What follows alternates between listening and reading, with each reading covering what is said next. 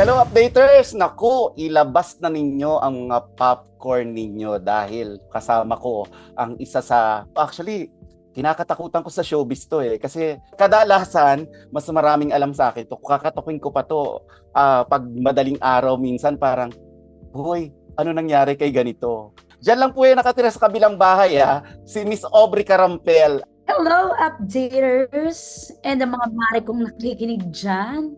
Ito na ang latest. Oh, Mars, anong latest? Ito na nga. Ano mo, be? Parang ang feeling ko, itong year na to, isa sa pinakamahabang year. Pinakamaraming nangyayari. Oo, no? Nangyari talaga yun. Pinakamaraming nangyari. Parang Maraming nakaka-haggard.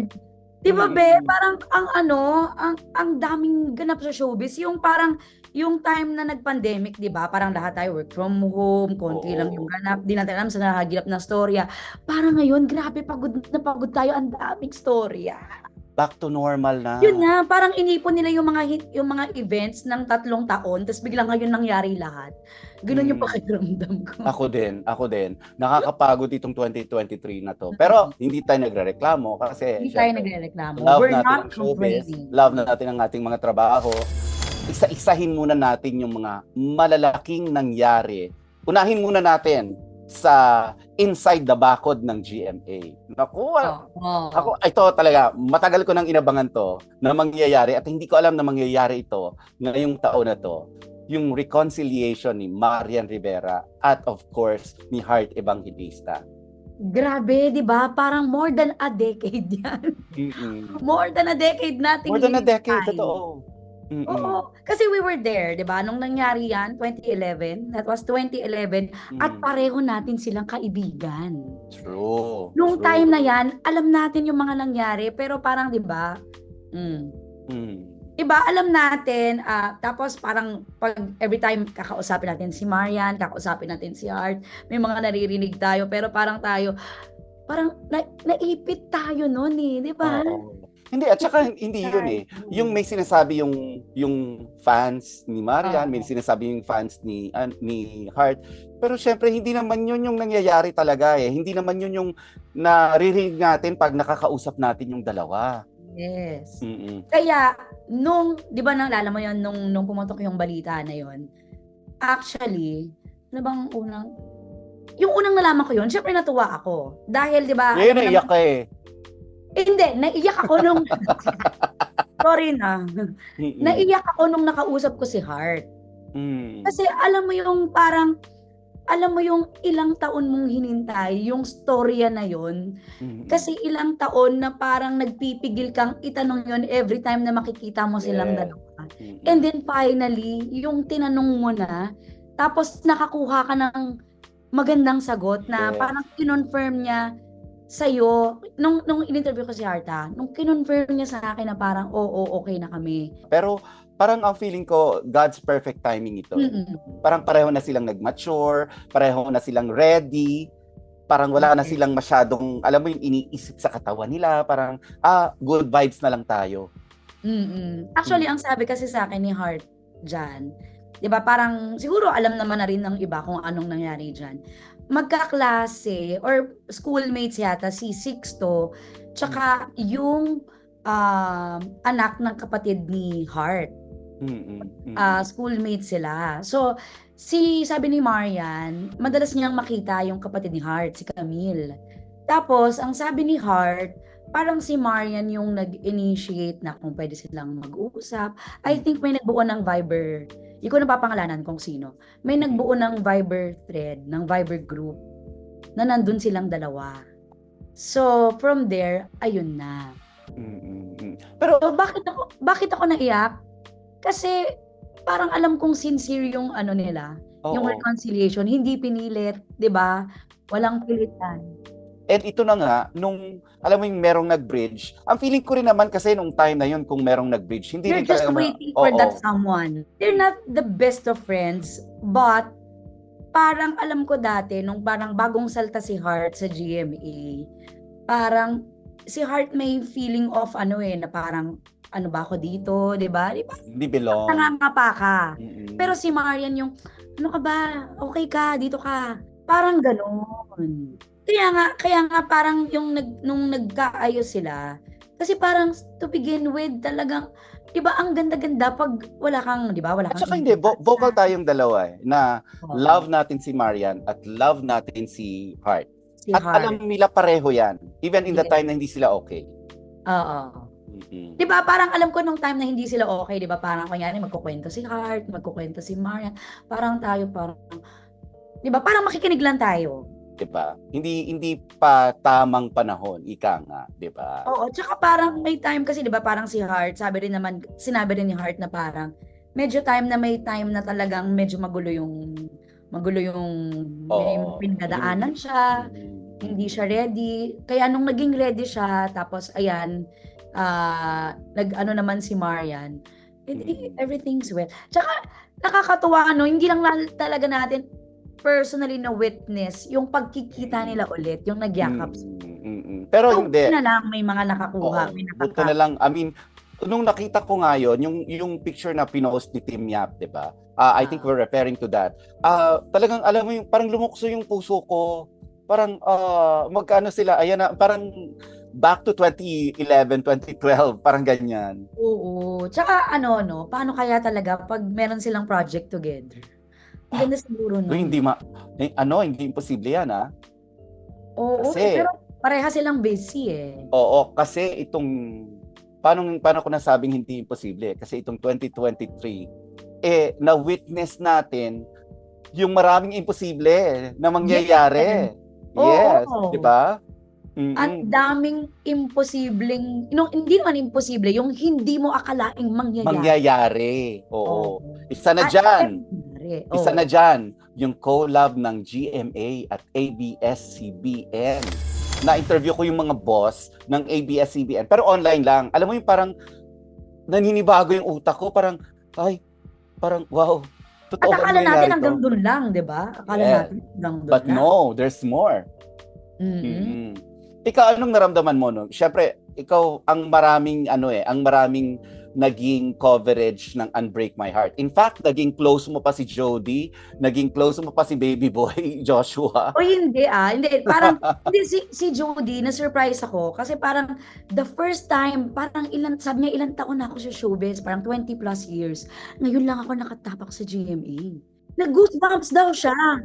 Tapos 'di ba Mm-mm. parang ako, alam mo yon 'pag may nakikita tayong ano, artista, 'di ba sanay naman tayo kasi makakita ng Kapuso stars. Yes. Pero 'pag nakakakita tayo ng kapamilya Oo, actors, oo. parang na-aano rin tayo, nasa-starstruck tayo parang kasi nung nakita ko si Jody, nanonood ako ng Tabing Ilog, eh.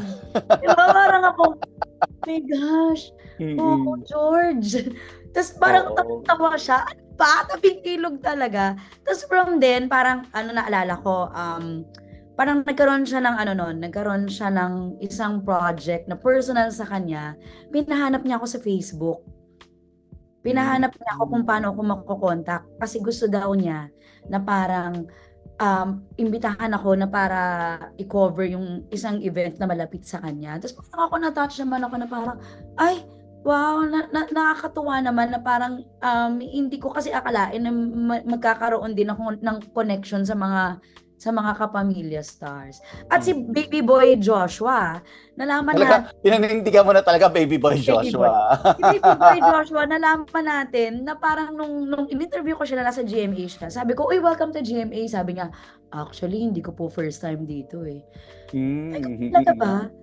Nanood pala siya dati ng ano, Party Pilipinas pa yata yun. Oo, hindi Pumila pa raw daw siya siya. artista. Hindi pa daw siya artista. Sabi niya, "Hindi ko Oo. talaga first time dito, nakapunta na po ako dito. Pumila ako dati, nanood ako ng Party Pilipinas." Sabi ko, "Talaga Oo. ba?" 'Di ba nakakatuwa yung mga gano'n na parang nakikilala mo rin yung mga kapamilya stars na parang kasi minsan may na ano sa'kin na parang na yung minsan naaano ka, hindi ano bang term, right term 'pag nakakita ka ng kapamilya stars kasi hindi mo naman sila kilala, eh. Mm. So 'pag nakilala Mm. mo sila, ay kunyari si Jody, ay itong Jody Santa Maria, very down to earth pala 'to. At saka hindi, natatandaan mo nung GMA gala, 'di ba, for the first time talagang pumunta yung mga taga-ABS. I think nakita natin nandun si Vice Ganda, nandun si Ann Curtis, nandun si Yes. Joshua Garcia, and a lot more. Nandun ang mga Pangalawa, boses din, ang mga kapamilya boses. oo, pangalawa pa lang naman to, pero 'di ba parang who would have thought, 'di ba? Yun nga yung sinasabi nating maliit lang ang mundo ng showbiz, 'di ba? Totoo 'yan. Magkikita at magkikita tayo. So, ito na nga yun, 'di ba? Ito na, tama. Si Julia Montes, 'di ba? Oo. Na interview mo rin kasi nagkaroon sila ng pelikula ni Alden Richards. Tapos doon din natin nalaman na si Julia pala nagsimula rin sa atin. Oo, alam mo yung Child star siya.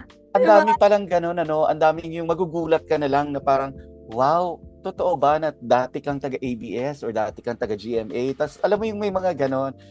In fact, 'di ba si Ann Curtis, taga-atin naman talaga, taga-GMA Oo, naman talaga yan nagsimula rin siya before. sa GMA. And Vice, 'di ba? Even Vice was, 'di ba, from SOP. Oo, so 'di ba parang umiikot lang. Umiikot Kaya lang. 'di ba sinasabi nila, don't burn bridges. Importante sa showbiz yan. Oo, kasi hindi mo alam umiikot lang 'di ba? Pwede kang bumalik, pwede kang Pwedeng ano. basta kahit umalis ka pag wala ka namang masamang ginawa, masamang sinabi, makakabalik ka eh. Parang pag-usapan kasi alam mo, ang joke parati natin dito, 'di ba? Pinasimulan ni Alden to eh. Sinabi Ano ni yan? Alden yung 5 breakups, 'di ba? Nagkaroon ng mga breakups. Oo nga! 5 breakups. Teka muna, 5 ba yun? Na ba? Unahin muna natin Breakup lang taon? Oo, ang mga breakup ng taon. Siyempre, di umano, Mm. si Sara Labati at saka si Richard Gutierrez. Okay. Ano Marami mo- tayong naririnig. Marami, oo. Of course, Alam mo di ba? naman- Wala namang nagko-confirm. Alam mo naman sa showbiz, 'di ba? Mm-mm. Though parang kinonfirm na ni Tita Annabelle. 'Di ba? Parang may isa siyang post na parang ayoko silang maghiwalay dahil mahal ko yung mga Oo. apo ko. Oo. Parang it's like a confirmation, pero Of some sorts, oo. yes, but coming from Sarah and Richard mismo, wala pa. Parang wala pa naman tayo talagang naririnig. Tama ba? Oo. Wala pa. Actually, Wala pa, no? may mga naririnig tayo pero hindi pa sila confirm. And let's leave it at that. Oo. Kasi 'di ba, ang mahirap pagsalita eh. Malay mo, 'di ba? Kasal sila, 'di ba? Kasal sila eh. Kasal sila, may mga anak sila. Pero syempre nakikita mo nga, lately nga nakikita mo na parang sa IG ni Sarah, wala si Richard. Nagpo-post siya kasama yung mga anak niya, kasama yung mommy niya, tsaka yung daddy niya. Pero minsan nakikita mo rin si Chard nagpo-post din, kasama naman niya yung mga anak niya. So that means, hindi ko alam, siguro nagko-co-parenting sila. Hindi ko alam, 'di ba? Parang nahihiram niya yung mga bata. So hangga't wala pa kasing kumpirmasyon, do marami tayong naririnig. Pero alam mo naman, 'di ba? Hindi naman natin kasi pwedeng gawan yun agad ng storya ng walang kumpirmasyon. Kailangan kasi nag-iingat din tayo. Totoo. Eto, next na. Kim Chiu and Sian Lim. Nagsabi si Kim na hanging yung relationship nila. I really don't know kung ano yung premise nitong hanging. Tama, 'di ba? Binura ni Sian sa kanyang account yung pictures na nandun si Kim Chiu. Oo. Senyales ba yan? I mean, we've seen that in the past, di ba? May mga artista na nagbubura ng mga pictures ng mga loves nila sa social media. And most of the time, di ba, parang senyales ito. Pero what do you think? Minsan kasi, di ba, ang daming beses na tayong napaso eh. Kasi binura tapos hinabol natin tapos yung pala hindi. Naglilinis lang na social media. Alam mo yan. Lang pala. Oo. Pinaganda lang yung feed nila. Oo. Pero kasi medyo yun dahil may rumors naman talaga eh ng Saka 'di ba sabi nga nila, walang apoy kung walang usok. Dahil may nagluluto siguro. Oo. Siguro nang may nagluluto. O tama ba ako no? May walang usok kung walang apoy. Oo, baliktad ka eh. Next na tayo. Ito. Meron pa. Takot ako i-discuss to eh. Ano yan? Kailin Alcantara and Mavi Legaspi. Bye. Okay, sige, Kasi kasi na, pala natin sige na artista po. yan. Thank you, updaters. Oo, Pareho diyan po nating mahal to nagtatapos. eh. Diyan po nagtatapos. Pareho kasi nating artista yan. And At they're saka both, pareho nating mahal to. and they're both from Sparkle. Mm-mm. Saka nakita rin naman natin yung dalawang yan. Saka nakita natin kung paano nag-blossom yung kanilang Oo. 'di ba, relationship, from friendship hanggang sa naging mag boyfriend, Mm-mm. girlfriend. And 'di ba, for us to hear something like this, parang 'di ba nakakalungkot? Oo, yan ang wala pa ring kumpirmasyon. Baka pag 2024, bulagain tayo ng mga... Oo. Pero wait, ang tanong ko sa'yo, nag-confirm na ba sila ng relationship nila ever? Hindi rin. Parang hindi, di ba? Walang official. Walang official, di ba? Wala yung si Girlfriend Mavi ko po, or si oo, Kylie girlfriend ko po sabi si na Kylie. we're Wala. together. Wala, di ba? Di ba maraming ganyan? Maraming ganyan, hindi kino-confirm yung relationship, tapos malalaman mo na lang break na. Wala pang kumpirmasyon pero break na. Ito pa, nakakaloka. Si Sara Labati at si Kailin Alcantara magkasama sa mga post. Ano kaya ibig sabihin? Oo, parang nakita ko yung latest post nila sa GeForce ba? Parang Parang nagbaband. gano'n. Oo. Nag-release siguro sila ng strength. Malay mo, gusto lang nila talaga magsayaw, di ba? Oo. Ay, hindi ko rin alam kung magkaibigan sila before, ha? Parang... malay mo, nagkasabay lang, di ba? Okay, isa pang breakups. Katniel. Bakit may bakit may pause? Bakit may pause? Katniel. Siguro ito na yung breakup of the decade. Di ba? Ang dami nag-react di ba? Lahat apektado. Kasi even sa pag pumunta ka ng TikTok, may nakikita kami mga umiiyak dahil nag-break ang Katniel. Saka 'di ba November 30 'yun? Tapos sabi nung iba, parang nag-break yung Katniel na tabunan tuloy yung Bonifacio Day. Sabi ko naman, di ba may meme na naka-post yung picture ni Andres Bonifacio na parang kayo naman magbe-break kayo on this day pa. Ako naman, buti na lang November 30 nag-break. Kasi kung December 1 yung birthday ko, baka naman matabunan yung birthday. Tsaka habang buhay mo dadaling yan, Oo, di ba? Kumabay pa sa birthday. Sa tingin mo personally, ano sa tingin mo yung reason bakit sila nag-break? Hindi, alam nyo, disclaimer lang po disclaimer. Hindi po, opinion lang po namin ito Yes. Alam mo siguro, alam mo sabi nga, ako personally pag dumating na kasi sa ganun katagal yung relationship, it's either kailangan nyo nang magpakasal o kailangan nyo nang maghiwalay. Talaga? May ganun? Ako personally kasi naramdaman ko yun. Yung parang marami rin akong naririnig ng mga friends or na parang pag ganun nakatagal yung relationship, it's either magpakasal na kayo. Mag-level up or dahil kung hindi naman kayo ready mag-level up, might as well na parang don't waste your time anymore. But they started really young. Hindi, dumating talaga ako doon. Alam ko yan. Di ba? Kaya feeling ko may ganung factor ito among other things na may mga naririnig din tayo pero syempre hindi yun confirmed dahil hindi rin naman ako personally hindi naman ako close kay Catherine, hindi naman ako close kay Daniel. So hindi ko talaga sila personally kilala. Pero kasi may mga relasyon nga talaga na pag ganun nakatagal, minsan ka na rin yung hindi mo na alam saan pupunta. Yun nga, tama yun na iisipin mo na ba mag-level up o wag na lang. Parang if I'm not mistaken, 17 sila nung naging sila. Naging 17 si Daniel nung naging sila, 'di ba? Tapos 16 si Catherine. I think parang diba? Ang bagets, 'di ba? Tapos parang tumagal sila ng ganito. Hindi tsaka ang pinaka-apektado talaga niyan yung fans nila. Yung Katniel talaga, yung talagang nag-invest na rin talaga ng talagang siguro Pero alam mo, natutuwa ako dito sa dalawang to kasi 'di ba parang recently nagkaroon sila ng parang gig sa ABS or taping. Nandun sila pareho. Tanong fresh pa yung breakup pero nandun sila and they are there to work. And they were civil, 'di ba? I think it's the ABS-CBN Christmas special. Yes, oo. Diba? And 'di ba, alam mo, nakakatuwa na they drew the line between work and personal. And personal. Oo. Yes. Oo. Kaya gano'n naman talaga dapat. Mm-mm. Knowing Saludo that tayo sa kanila because of that. Oo. Oo. O, di ba? Tsaka, at least kahit papaano na parang, di ba, at least yung mga fans, kahit, di ba, may nangyari na hindi maganda, nakikita pa rin sila together and maayos sila.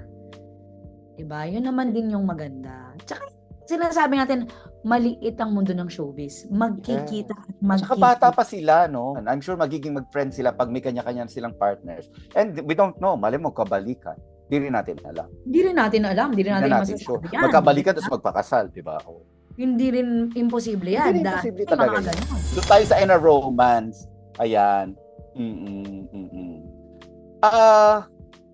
Sa romance, this year, pagkatapos nating mag-guest dun sa show ni Paolo Contis. Ano ba yan? Oo. Kinonfirm na niya, 'di ba? Kasi 'di ba merong vlog, may podcast si Paolo at nag-guest tayong dalawa this year. And dun niya inamin na sila nga ni Yen. 'Di ba? Nakakatuwa. Alam mo, I'm happy for Paolo. Mabait na tao kasi to. Talaga ba? Joke lang pa. Hindi, tsaka di ba parang sinasabi niya na parang okay siya. Oo.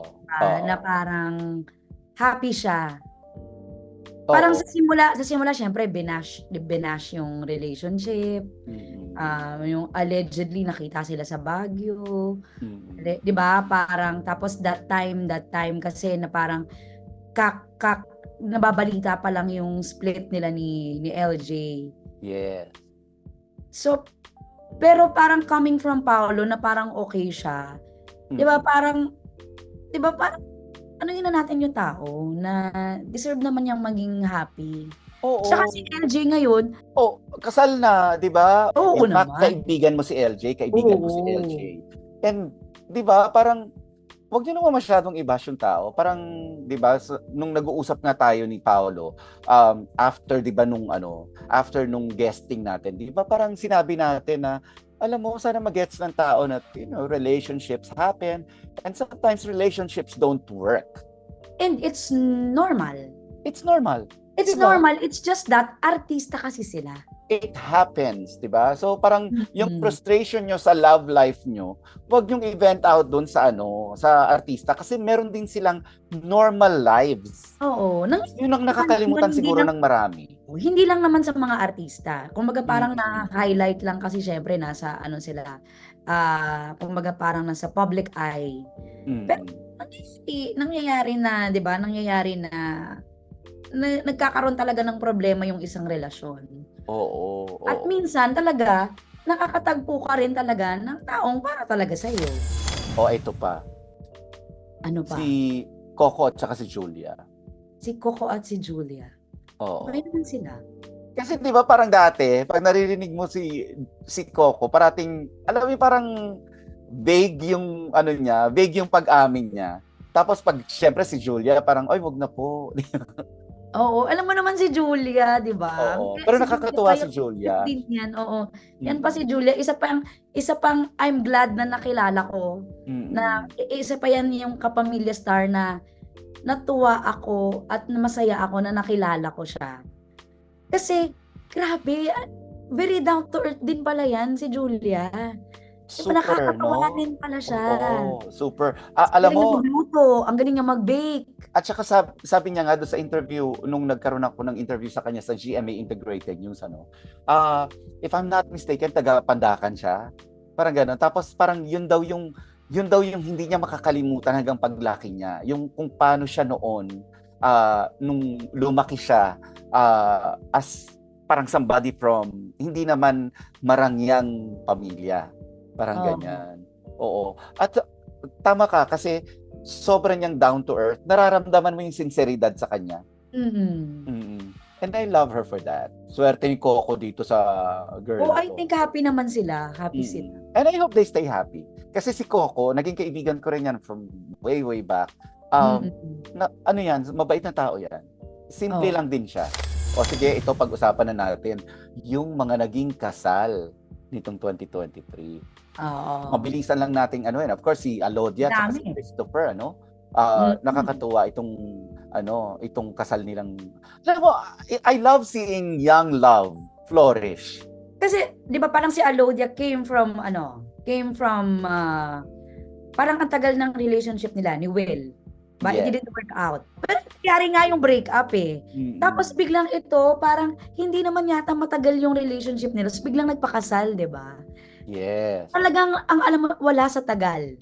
Wala yan sa tagal. Tagal ng relationship. Oo. Pero kayo ng asawa mo, di ba? Parang you just celebrated your... Oo. Hindi, matagal kaming naging boyfriend-girlfriend. 10 years, di ba? 10 years. Oo. Ngayon, niloloko nga natin yung asawa mo na parang pag di ka pinakasalan, magpapakasal na tayo, parang babawasan yung tax natin, di ba? Oo. Walang yaman. 12 years married. 12 years. Congratulations itong December. Grabe no, 12 years ago na pala yun. Yes. Alam niyo po, fun fact, ako ay anong tawag doon? Yung role ng kasal mo. Ay man of honor. Man of honor. Nung diba, kasal ni Aubrey. Kung may matron of honor, may maid of honor, ikaw yung man of honor. Man of honor. Oo. At grabe to, dahil natatandaan ko, hindi ko makakalimutan to. Pinatawag ako ni Aubrey, bago siya ikasal, pinatawag niya ako sa bridal car. Para lang papalitan sa akin yung necktie ko. Sabi ko, binili ko to, pink din naman kasi pink yung niya. Sabi niya talaga sa akin, hindi ako lalabas dito pag hindi mo pinalitan niya. Grabe pressure. Kailangan uniform. Huwag kang magulo. Grabe. So, bida-bida ka eh. Ang ganda-ganda nung necktie na binili ko, tapos hindi mo pinasuot sa akin. Eto pa, syempre, yung inabangan natin. Hindi naman sinikreto, no? Pero syempre, parang kinip nila for a while hanggang sa okay, kakasal na pala si Maine at saka si Arjo. Yes. We're happy for Maine. Baguio. Oo. We're happy for Maine. Nakakatuwa. Si Arjo at si Maine, parang, tsaka, parang yung kasal nila, hindi ko alam kung anong significance ng Baguio, kung ba't dun sila kinasal. Pero very intimate, no? Very intimate. Hindi ganun karami. Hindi, di ba, pag celebrity weddings, parang ang laki-laki, ganyan-ganyan. Oo. Ito parang alam ko piling kaibigan, close relatives lang talaga yung umattend. Ito. Kung intimate yung kay Arjo at saka kay Maine, may mas intimate pa diyan. Ano? Yung kasal ni Pia Wurtzbach at saka ni Jeremy Johnson. Kasi sila lang. Alam mo, sabi ko talaga, dream wedding ko yata to. Pwede pala yun, no? Wala kang makakain. Hindi ko naisip. Hindi mo naisip. Ito kasi gumastos ka pa eh. At saka gumastos ka pa. Pwede naman pala yun, di ba? Pwede naman pala. Ang galing, no? Very intimate, no? Yun alam mo, sabi ko kay Queen P, nung recently, na-interview ko siya, sabi ko, grabe yung wedding mo. Sabi niya, ay nako, sabi niya, alam mo, parang kami lang yon and you can be yourself. Ang ganda. Pero ang ganda nun ang ganda ng kasal na gano'n, na parang kayong dalawa lang. Diba? Very very, wala kang iisipin, kayong dalawa lang. Diba? Totoo yan. Kayong dalawa lang naman talaga yung ikakasal eh. Oo, di ba? Parang magpaano na lang kayo, parang at your own pace, mag-reception na lang kayo.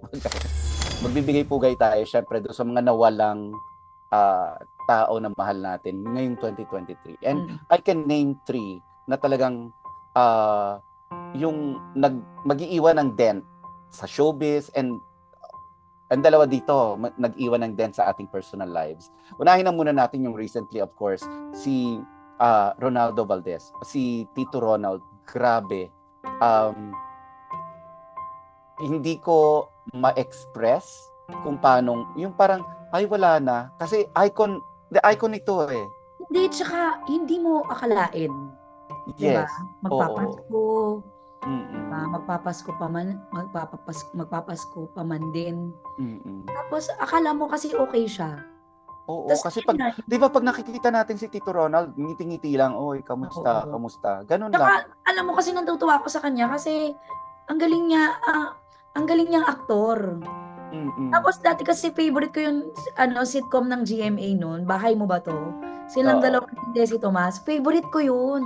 Mm. So, parang yun, parang ang galing-galing niya.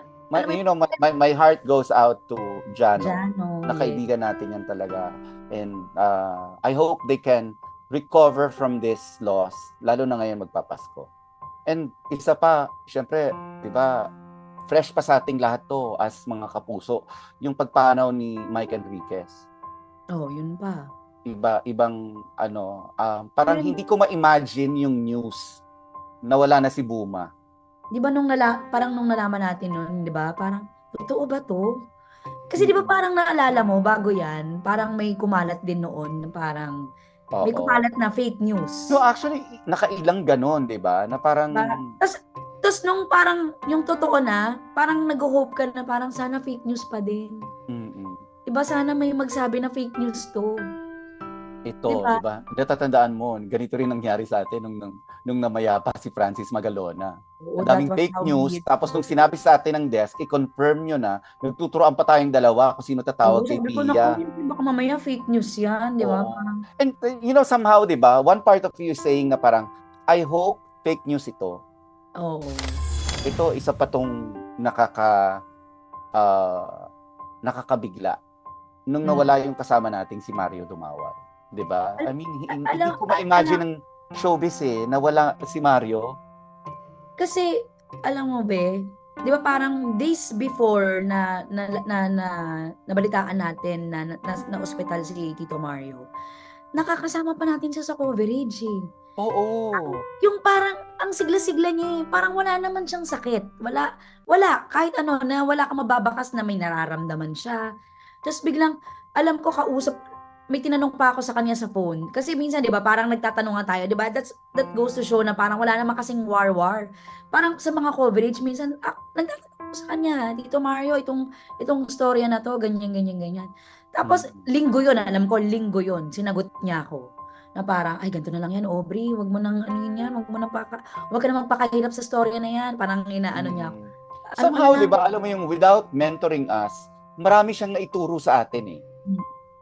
At Tsaka minsan, ano 'yan, si Tito Mario naalala ko, um, siya pa ibibigay niya pa sa'yo yung ano, kunyari 'pag alam niyang may malaking storya at mm, kailangang itanong, ipapasa pa niya sa'yo, "Ikaw na magtanong ng ganito." ipopronta ka, 'di ba? Sasabihin sa iyo na may itatanong pala si Aubrey.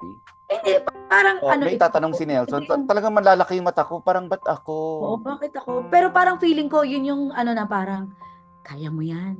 And I Ikaw can magtanong never ng forget. hard-hitting question. Siyempre, 'di ba, yung medyo mga oldies na yung malalaking tao, yung Mm. mga officers, ganyan, or even yung mga artista na senior na, Oo, 'di ba, I veteran. mean, naghihiya tayong lumapit sa kanila eh. Mm. Ah, pero si Mario would call you, "Halika dito, halika dito, halika Oo, dito." sumabay ka na. Pakikilala ka niya. Ito si Nelson, ito si Aubrey from GMA. So alam mo Oo, yun, tsaka parang, oo, ta's sumabay ka na, 'di ba? oo, Sumabay ka yun na. yung sobra kong na-appreciate sa kanya. Hindi siya madamot. He's Yes. always giving, and sobra ko siyang namimiss. Even now, alam mo, hanggang ngayon, hindi ko pa rin talaga maano. Minsan naalala ko, ayun nga pala, wala na si Mario. Oo, minsan parang hahanapin mo pa rin siya 'no, 'pag may nakita Oo, kang ABS-CBN na cameraman, yung crew, oo, parang, oo. "Sinong kasama niya, si Mario ba?" Parang, "Ay wala na nga pala si Tito Mario." Kasi 'di ba parang wala lang, siyempre Wala, na-sad nakakamiss tayo.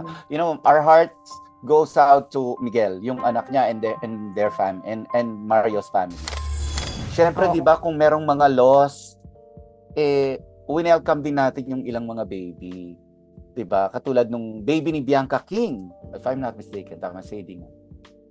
Yun, tama, Sadie nga. At nakakatuwa kasi matagal, 'di ba, parang kasi na-interview ko si Bianca nung when she was pregnant. mm. And ito, nakakatuwa, ang cute ng baby niya. Nakakaano, sabi ko nga sa kanya, adjusted ka na ba dyan sa buhay mo sa Australia? Sabi niya, nag-a-adjust na. Pero syempre, nung nagkaroon siya ng bagong baby, talagang super, Oo. ito na to. Yun. And Oo, 'di ba nakita natin si Bianca King noon, bagets-bagets din, 'di ba? gets pa. Oo. Bagets-bagets pa, tas parang ngayon 'di ba, Mami parang na. may mommy Oo. na, Mm. May pamilya na. At saka ito pa, dagdag ko pa yung baby ng kaibigan nating si Isa Calzado, si baby Ay, Bea Ayan. Amihan. Alam mo, fun fact, yung ano nga itong sangre, tama ako? Oo. Itong sangre, nag-message si Direct Mark kay Isa na kung pwedeng magamit yung pangalang Bea Amihan. Oo. Tapos, Para sa role ni Angel Guardian. yes. At ang sinabi lang ni Isa, kung hindi naman magiging maldita yung character or hindi we gladly accept it. At nakakatuwa, di ba? So parang alam mo yun, na parang, syempre, di ba, originally, si Isa, part naman talaga ng mga sangre, di ba? Tapos, Oo. hanggang Ano sa yan? personal OG yan. life niya, nadala niya. Legend ng legend Legend. yan. Oo. Encantadia. Hmm. Tsaka, may message, nag-DM kami. Sabi ko, sobrang cute ni Dea. Sana ma-meet na. Kasi di ba, kasama natin si Iza noon sa show natin. Oo. Diba? Ilang years ago na rin yun. More than a decade ago. Oo, tas di ba parang ngayon, mami na din Mami siya. na din, 'di ba, nakakatuwa. In fact, 'di ba, magkasama pa tayo noon kung kwento niya. Oh, I met somebody in Cebu, si Ben Wintel. Oo, Diba? tapos kinikilig tayo. Kinikilig tayo kasi 'di ba parang sabi natin, ito na to, sana ito na yung okay na.